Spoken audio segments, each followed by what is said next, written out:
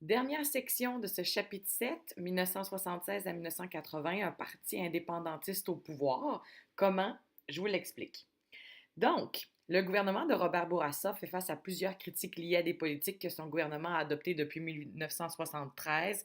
On parle de la loi spéciale qui a forcé le retour au travail des employés de l'État en 1975, la loi sur les langues officielles qui a suscité de l'insatisfaction à la fois chez les francophones, les anglophones et les allophones.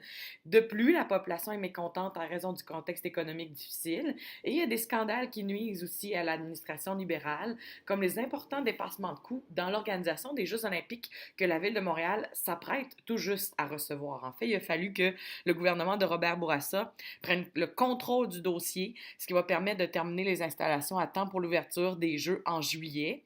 Malgré cette intervention, la mauvaise gestion de ce dossier va susciter du mécontentement de la population. On blâme le maire, les autorités municipales, le gouvernement Bourassa, l'architecte, les entreprises d'être en retard et on est déçu des dépassements de coûts. Le Parti québécois aussi, dans ce contexte-là, a revu sa stratégie électorale. Il affirme toujours sa volonté de réaliser l'indépendance du Québec, mais il propose un processus en plusieurs étapes et un gouvernement plus transparent et plus compétent, ce qui plaît à de nombreux électeurs qui vont élire le Parti québécois. Il va remporter même 71 des 110 sièges. C'est donc René Lévesque qui devient premier ministre. Voici les réactions. Donc, indépendantistes et les milieux syndicaux sont très contents. Il faut savoir, par contre, que chez certains indépendantistes qui veulent l'indépendance, là, vraiment, bon, on est un peu déçus d'y aller par étapes, mais au moins, on a un gouvernement indépendantiste au pouvoir. Les fonctionnaires sont un peu plus craintifs parce qu'ils craignent de perdre leur emploi en fonction de leur allégeance politique. Les anglophones sont très nerveux face à cette élection, même si René Lévesque et Pierre Elliott Trudeau sont rassurants. Là, il y en a quand même 95 000 anglophones qui quitteront le Québec. Et les Américains aussi sont un petit peu nerveux sur cette élection. Il y en a même qui décident de vendre leurs actions dans les compagnies québécoises. Voici les premières lois que les péquistes vont mettre en application. Il faut savoir qu'on a des nouveaux ministres, hein, des ministres qui n'ont pas d'expérience préalable, mais ils sont généralement très instruits. Il y a une dizaine d'entre eux qui détiennent un doctorat universitaire. C'est vraiment leur solide formation et leur conviction de gauche qui permettent à l'évêque de leur confier de complexes mandats de réforme. On pense à des nouveaux ministres comme Jacques Parizeau, Bernard Landry, Camille Lorrain, Claude Charon, qui vont être au pouvoir. Il y a aussi Lise Payette qui va être la seule femme, j'en reparle dans quelques instants. Donc, on va mettre en place la loi de la protection de la jeunesse, mesure inspirée de la social-démocratie. On reconnaît finalement les droits de l'enfant, puis on va dorénavant confier les cas d'enfants en difficulté au directeur de la protection de la jeunesse. On va aussi travailler sur le domaine de l'immigration. On va créer le ministère de l'immigration du Québec.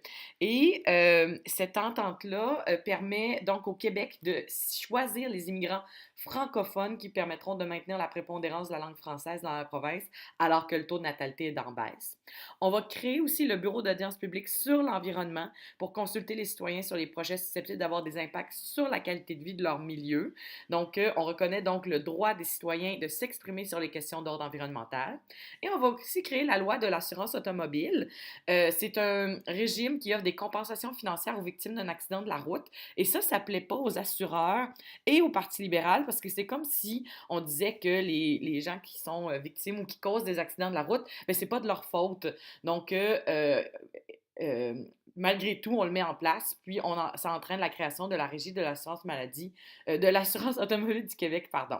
Cette loi-là a été adoptée par Lise Payette, qui est la seule ministre féminine du cabinet Lévesque. Elle va aussi mettre en place aussi elle va être plus tard ministre de la condition féminine et mettre en place l'implantation d'un congé de maternité.